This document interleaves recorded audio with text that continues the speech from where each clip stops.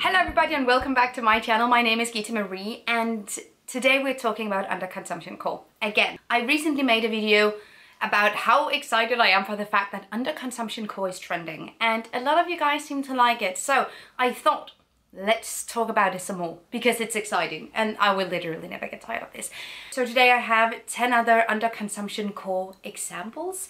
Now we're saying underconsumption core because this is what's viral right now and this is what's trending. I've been doing this for almost a decade, being a zero waste frugal girl. But I do appreciate when we find new ways of expressing that we buy less, we consume less, we repair what we have, we use what we already have. Because when we have words and communities that describe this thing, it's easier for other people to get inspired by it or to find it online. So happy to see that underconsumption core is trending. And I will get to my 10 examples in a second.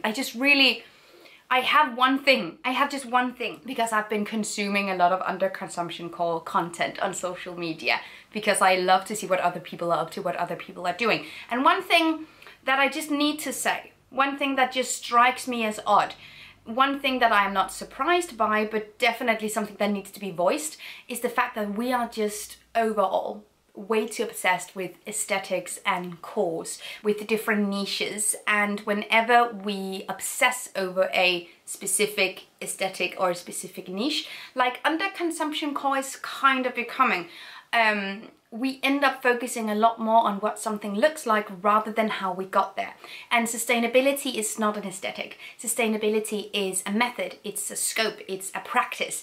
It's something that you do, it's not the end result of it. Does that make sense? We cannot buy our way to sustainability, and always some products, some companies are better and less polluting. The idea of something being sustainable in and of itself, if it's a product that you can buy, is and what I have seen is that some people are saying, this is underconsumption core, I love underconsumption core, and then they're throwing away their half-used stuff. The exact opposite of what underconsumption means. You're decluttering. But this means that some people are misunderstanding what underconsumption core means because we are sort of going for the not consuming things in the first place. When you throw something away, you already consumed it. I think it's an important nuance to make.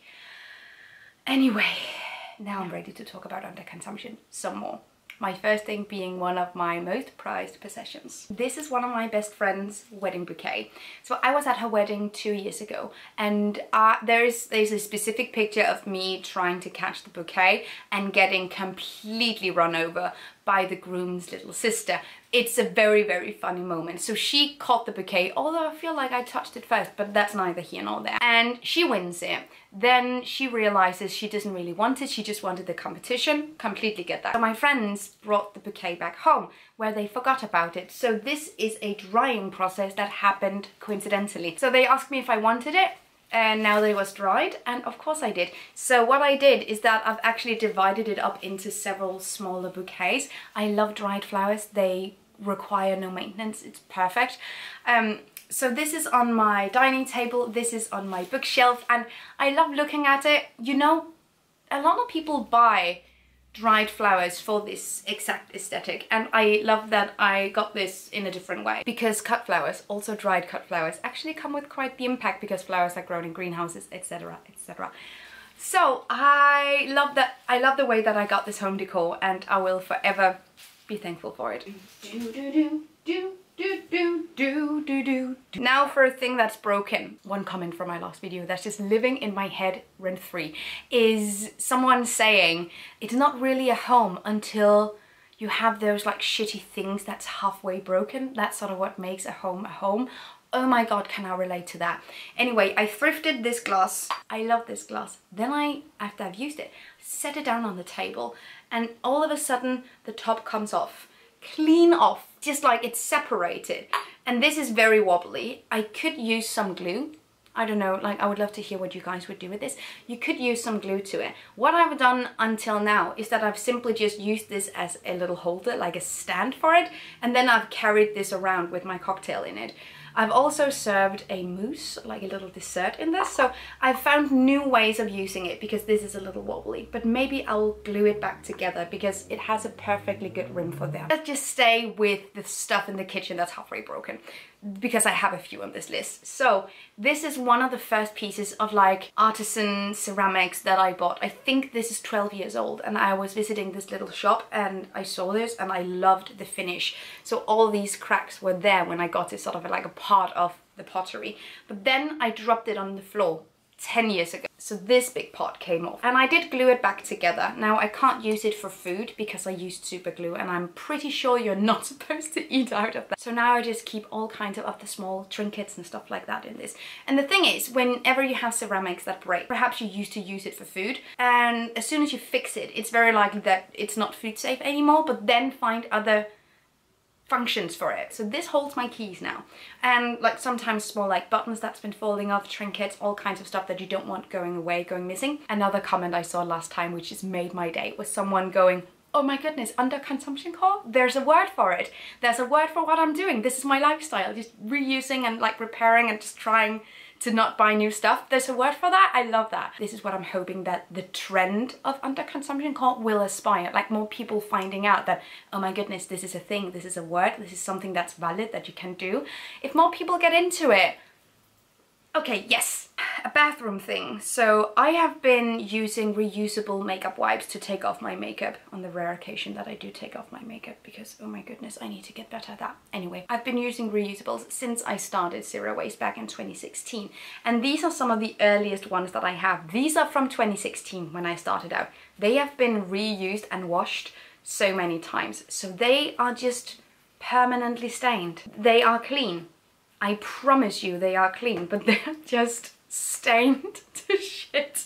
I have clean ones that are newer, but what happens is that I will, over time, as they get more and more stained, I'll start using them to wipe off lipstick, to wipe off eyeliner, and then the newer ones I will use on my skin, and the more and more stained they get, the more and more dirty jobs they will acquire. Get the job done. There's really no way I'm throwing these away until they are literally rags. And even when they're rags, if you saw my last video, you know where they're going.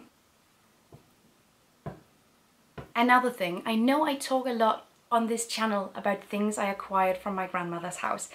And first of all, it's because I love her and I love talking about her. And second of all, because last summer she moved into a nursing home. So we had to help her clean out her house and sort through everything. And when you do that to someone who's lived in the same house since the 60s, you find so much stuff.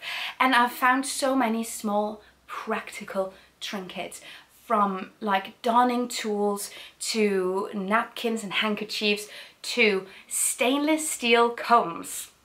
And they don't make stuff like this anymore. Like this has been in existence since the 50s, I'm sure of it. And I use this to get like the really slick, the really slick back bun. This is here to stay.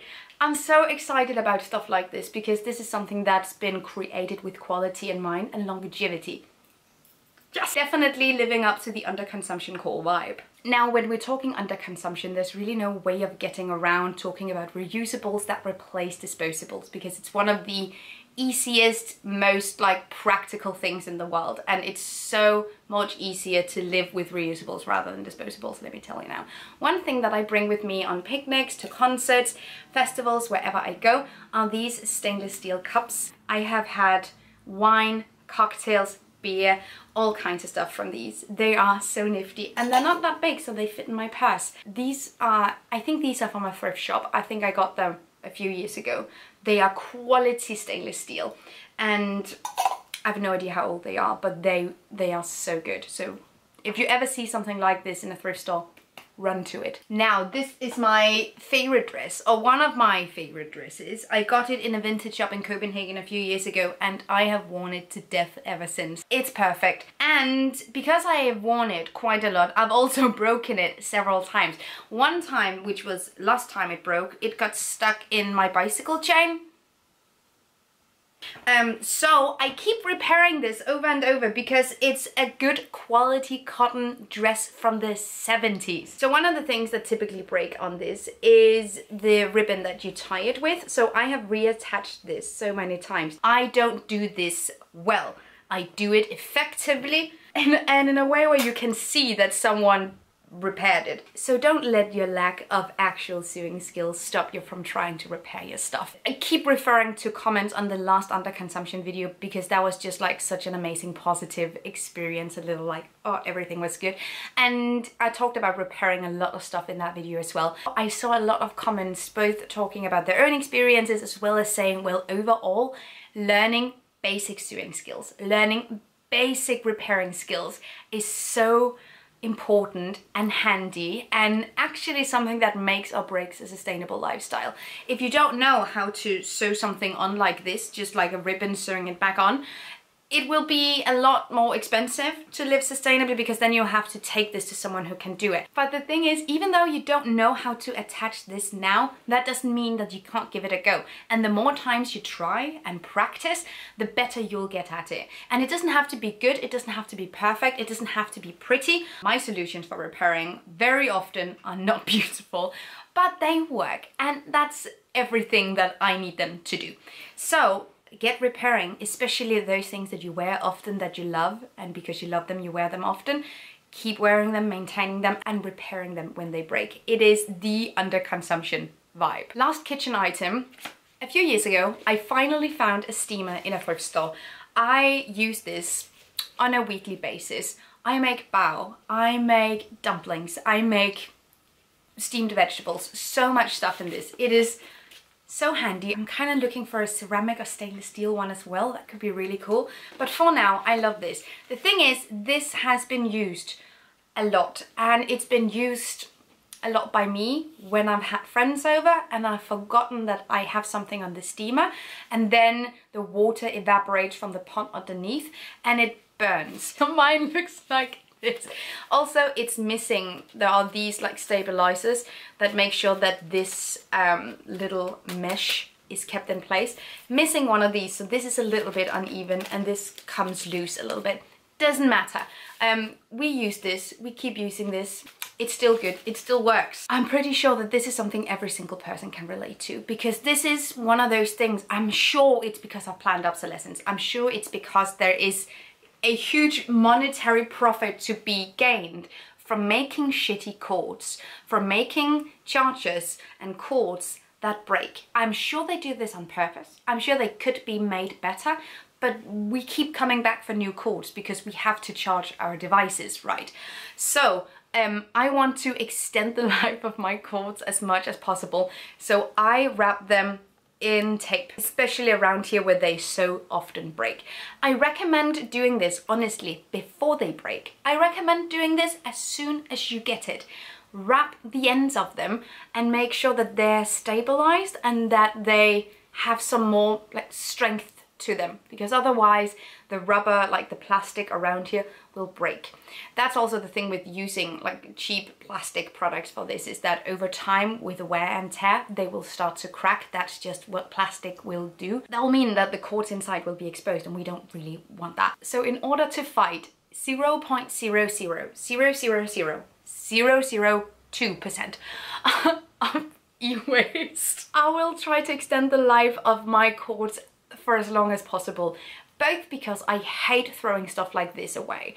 I am throwing it to like electronic recycling, but the amount of things that get recycled, like the statistics are not in my favor. So I would much rather extend the life of them for as long as possible rather than going out and replacing them over and over. But cords are also expensive. And last thing, so paper recycling is typically quite effective. Typically, it's going okay.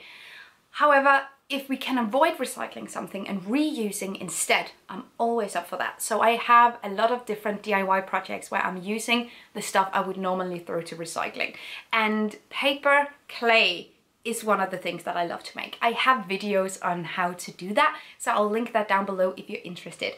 I am very, very stoked about paper clay DIYs, and these are two of the things that I've made. This is perhaps the more experimental one, but this is a fruit ball. It's made from paper clay, white paint, glue, salt and flour. And what you simply do is that you blend your paper with water, like really soak it, so you get like this smoothie. And then you can start working with it, and then when it dries, you have this very sturdy material. I saw a lot of paper clay lamps and furniture going viral a few months ago, like maybe last year even, and they were super expensive, like from expensive designers.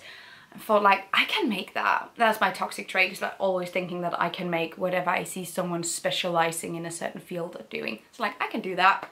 But that's what makes the world go. I also have this one, which is slightly more chill, but nonetheless, I love it. So I use these as decorative pieces in my home, and I don't know, some people like it, some people don't, but I just personally really like to find ways of using my waste rather than just recycling it, because recycling is a good place to start, but it's a really bad place to stop. So if we have other means, go for that. Anyway, those were 10 things in the underconsumption core niche that I do. You can go watch the other video with 10 other examples, or you can watch any video on this whole channel, which is basically about underconsumption and how to buy less, repair what you have, be mindful with resources and with generating waste, and generally just living a more sustainable life. That is all we're doing on here. But thank you so much for watching. Have an amazing day, and I will see you guys next time. Take really good care of yourselves. Until then, bye. Thank you so much for watching this video, and also a special thank you to my Patreon supporters. You guys help me create green, zero waste content, and I love you guys. You can find the links to my social media accounts down below and the link to my Patreon on this screen. Bye!